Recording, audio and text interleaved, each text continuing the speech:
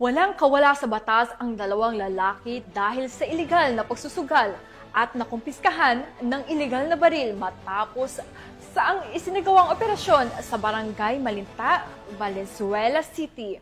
Patrolwoman Verna May Gundran sa balita.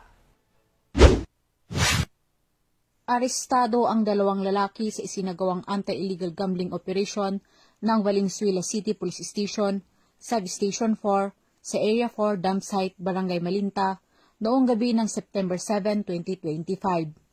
Nahuli sa aktong nagsusugal ng Cara E-Cruz ang mga suspect na edad 25 at 29. Na-recover mula sa kanila ang 3 pisong barya at 300 pesos na pantaya.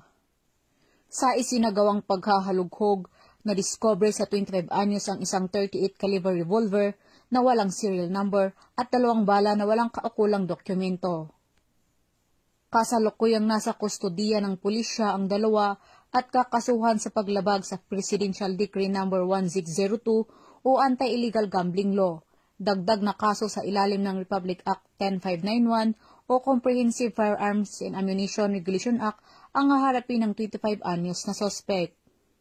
Mula dito sa Camp Bagong Diwa, Bicutan, Taguig City, ako po ang inyong PNN correspondent, Patrolwoman Verna Gundran, alagad ng batas, tagataguyod ng Balitang Pulis.